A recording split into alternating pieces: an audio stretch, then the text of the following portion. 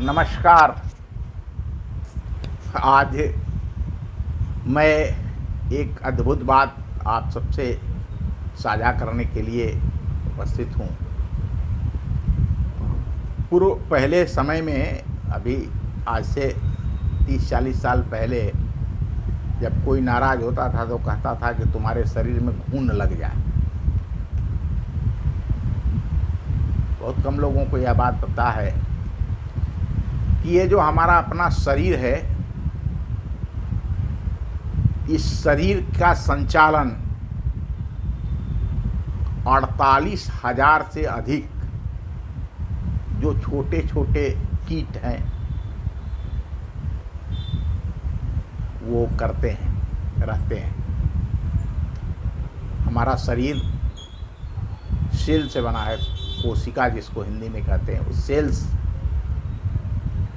की संरचना ऐसी है कि पूरे शरीर का निर्माण भी इसी सेल्स से होता है और इस शरीर को चलाने की व्यवस्था भी सेल्स से होती है। आपने देखा होगा केंचुआ, लोगों के पेट में केंचुआ पड़ता है।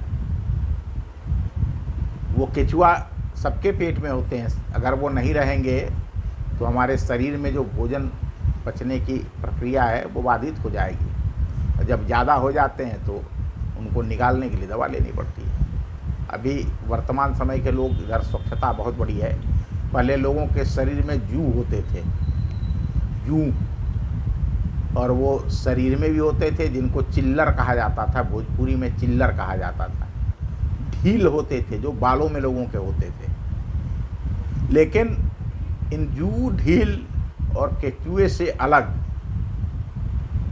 हमारे शरीर के जितने रोमकूप हैं, ये हमारा जो पूरा शरीर है, इस शरीर में जगह जगह छिद्र है।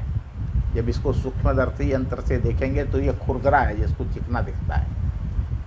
जैसे जौ गेहूं में घुन पाए जाते हैं, वैसे हमारे शरीर के अंदर भी घुन पाए जाते हैं।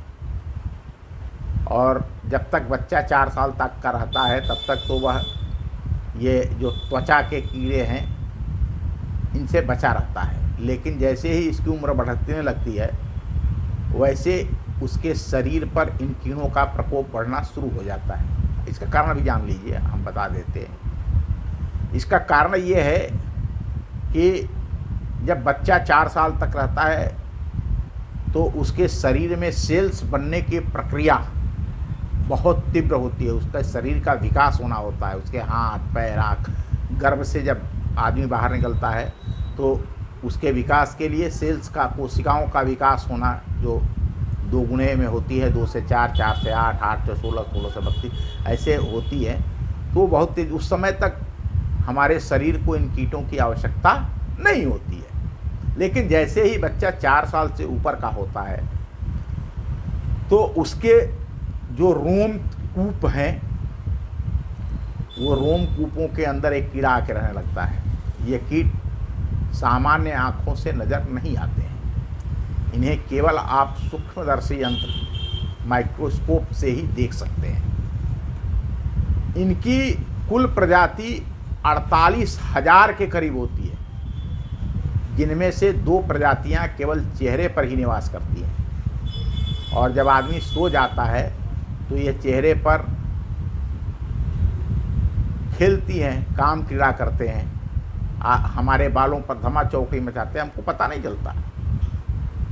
हाँ, कभी कभी इनके उछल कूद और ये करने से कभी कभी हमारे चेहरे पर आपने देखा होगा कि नाक के आसपास से सफ़ेद फुंसियाँ, छोटी छोटी फुंसियाँ हो जाती हैं।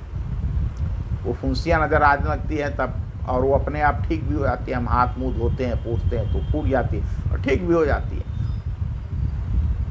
जब ये काफ़ी बढ़ जाती हैं तब कभी कभी कुछ लोगों को त्वचा के डॉक्टरों से सलाह लेनी पड़ती है।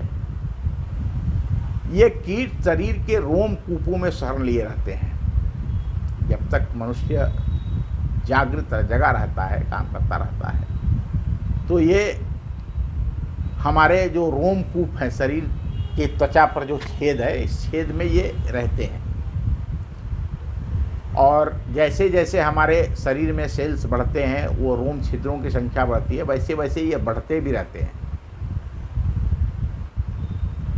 तो इन कीटों के 8 पैर, जैसा चित्र में आप देख रहे हैं, इन कीटों के साथ के 8 पैर होते हैं। एक उनकी पूंछ भी होती है, लंबी सी पूंछ होती है। ये हमारे शरीर के मृत कोशिकाओं को खाते हैं।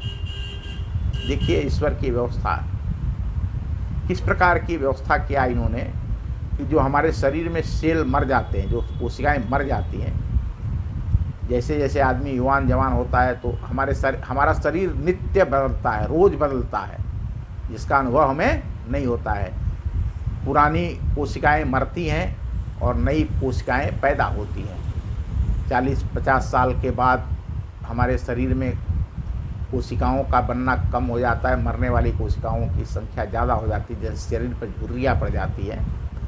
तो ये जो कोशिकाएं हमारे शरीर की मर जाती हैं, ये कीट उन्हीं को मृत कोशिकाओं को खाते हैं। ये कभी कभी स्वाद बदलने के लिए हमारे बाल पर, जैसे हमारे रोए होते हैं शरीर के ऊपर, कभी सिर के बाल, इस पर जो तेल वेल लगाते हैं हम लोग, उनको भी खाते हैं। इनका मुँह ही ऐसा है कि उससे अधिक बिल्कुल सुई की नोक से भी बहुत दिखाई नहीं देते। ये कीड़े एक जो क्या कह सकते हैं, कील होती है, कटिया, उसी तरह के दिखाई देते हैं। ये हमारे शरीर पर जियो और जीने दो के सिद्धांत में विश्वास रख करके जीते हैं।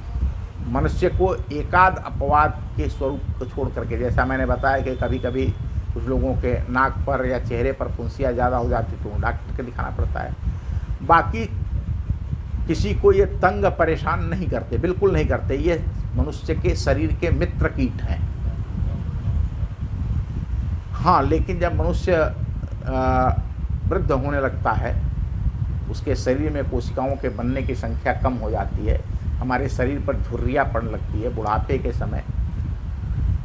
ये कीट कभी कभी भूखे होते हैं तो मृत कोशिकाओं के साथ जो नई कोशिकाएं, एक तो ऐसे भी कोशिकाएं बुढ़ापे में कम बनती है, लेकिन ये पेट भरने के लिए जब खाने लगते हैं तो खुजली होने लगती है, खाज खुजली जैसी बीमारियां होने लगती है। इसके लिए जैसे जो परिवार में बुजुर्ग लोग हैं, उनको एहतियात बरतनी चाहिए और अपने सिर के बालों की, शरीर की साफ़ सफाई रखनी चाहिए। और कोई भी तेल लगाने की परंपरा शरीर में हमारे यहाँ बहुत पुरानी है। तेल लगाने से मालिश करनी चाहिए।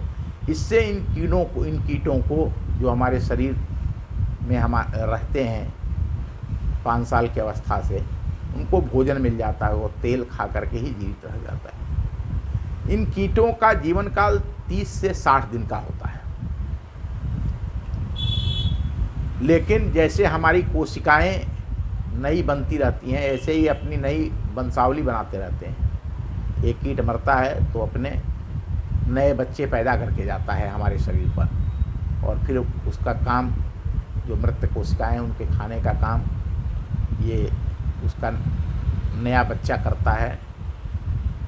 जब हमारा शरीर मर जाता है तब हमारे शरीर के साथ साथ ही इस शरीर के कारीगर की, कीट की भी मृत्यु हो जाती है, इसकी वंश परंपरा समाप्त हो जाती है।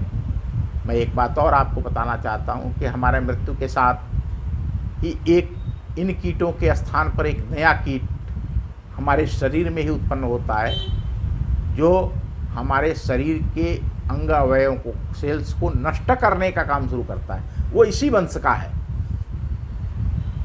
हमारे सेल्स को खा करके अगर किसी के शरीर को कोई जलाया ना जाए, ये ना किया जाए, जैसे बहुत सारे लोग गाड़ देते हैं समाज, तो हमारे शरीर के अंदर ये जो कीट हैं वही उसको खा करके समाप्त कर देते हैं और हमारा शरीर नष्ट हो जाता है।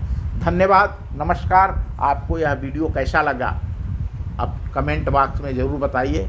धन्यवाद, फिर मिलेंगे अगले वीडियो में।